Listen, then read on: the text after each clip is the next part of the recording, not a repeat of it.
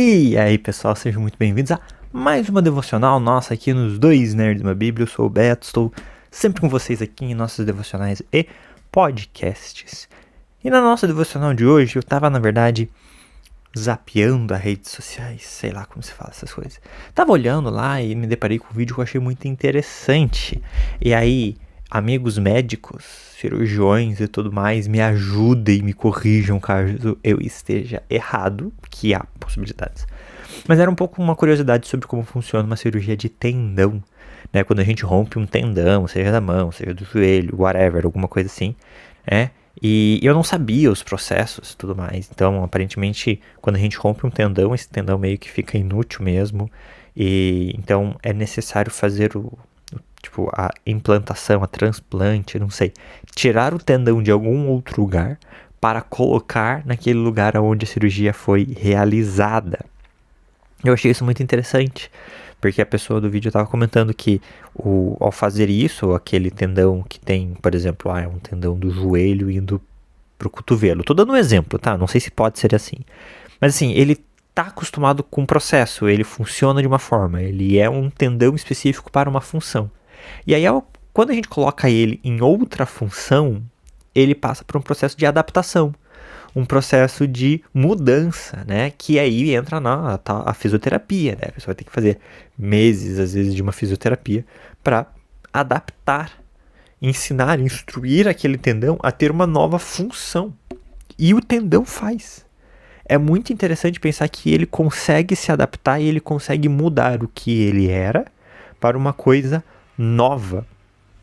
E isso me fez pensar no texto de Marcos 2, 18. Na verdade, esse texto tem Marcos, e aí ele tem Mateus e Lucas também. É um desses textos que Marcos escreveu e o Mateus e o Lucas se aproveitaram dele para escrever os seus. Então, Marcos 2, a partir do 18, ou Mateus 9, 14 a 17, Lucas 5, 33 a 39, que é uma passagemzinha sobre o jejum. Não é sobre o jejum que eu quero falar, mas o ensinamento está aqui. Então o texto bíblico diz assim: Ora, os discípulos de João e os fariseus estavam jejuando. Vieram alguns e lhe perguntaram: Por que motivo jejuam os discípulos de João e os dos fariseus, mas os teus discípulos não jejuam? Respondeu-lhes Jesus: Podem porventura jejuar os convidados para o casamento, enquanto o noivo está com eles? Durante o tempo em que estiver presente o noivo, não podem jejuar. Dias verão, contudo, em que lhes será tirado o noivo, e nesse tempo jejuarão. Ninguém costura remendo de pano novo em veste velha, porque o remendo novo tira parte da veste velha e fica maior a rotura. Ninguém põe vinho novo em odres velhos. Do contrário, o vinho romperá os odres, e tanto se perderá o vinho como o odre. Mas põe-se vinho novo em odre novo.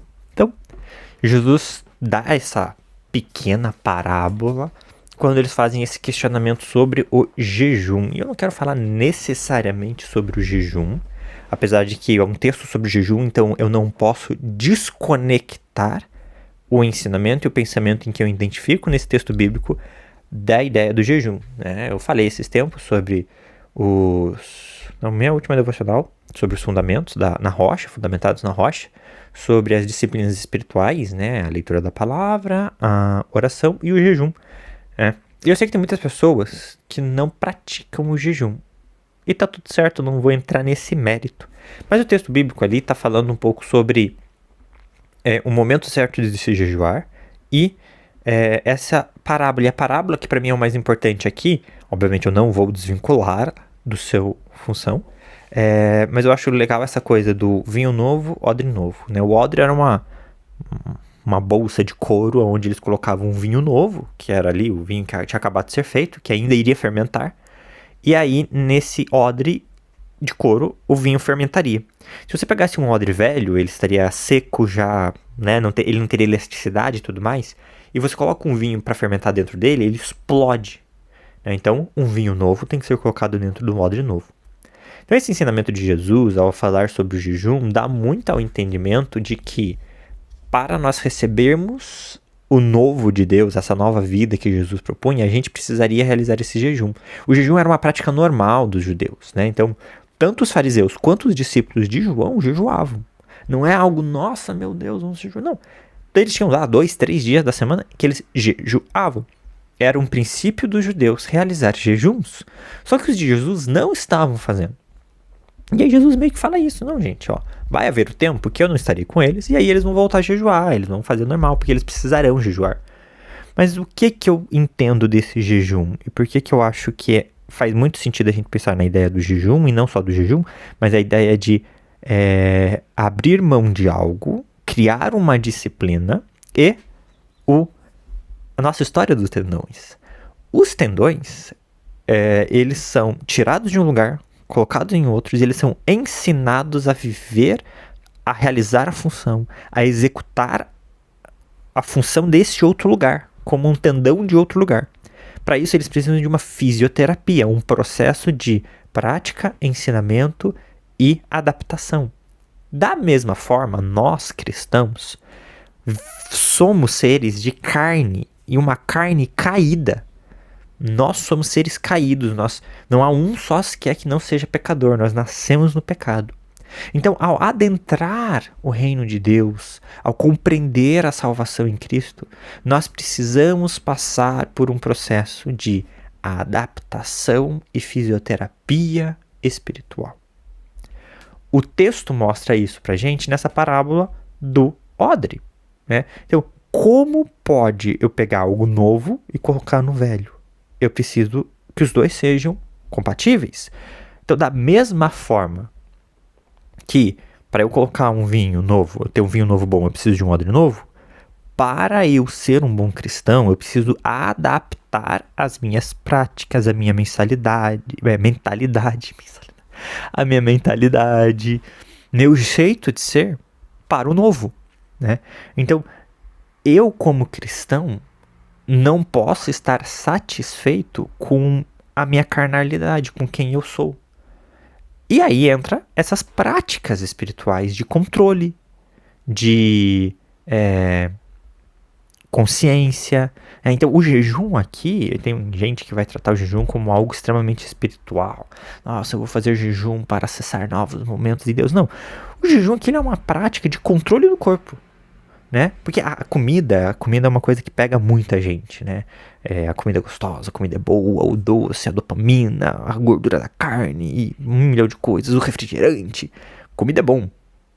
E é um dos pontos onde o homem falha muito, né? A gente vê pessoas que, por transtornos, tem tipo transtorno alimentício compulsivo, por exemplo. Então, a pessoa tá ruim, tá, sei lá, depressiva, onde que ela encontra um pouco de paz na comida, ele vai lá e come.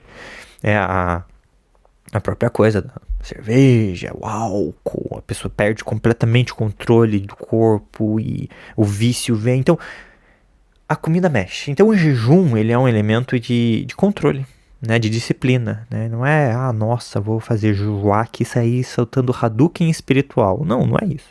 É uma questão de disciplina. Mas eu quero ampliar isso para todos os aspectos da nossa vida. A Bíblia fala sobre o nosso culto racional a Deus. Então, a gente tem uma vida pecaminosa com práticas erradas. E a gente tem a oportunidade de conscientemente transformar essas práticas em um viver cristão bom. Abandonar a mentira, abandonar a enganação, abandonar os desejos da carne, a vontade de ser maior que o outro, de passar a perna na empresa para poder alcançar lugares maiores, aquela coisa da politicagem humana, eu vou puxar o saco aqui do chefe e eu vou minar as outras pessoas para que eu cresça na minha empresa. Essas práticas humanas, elas têm que ser substituídas por práticas divinas, práticas espirituais.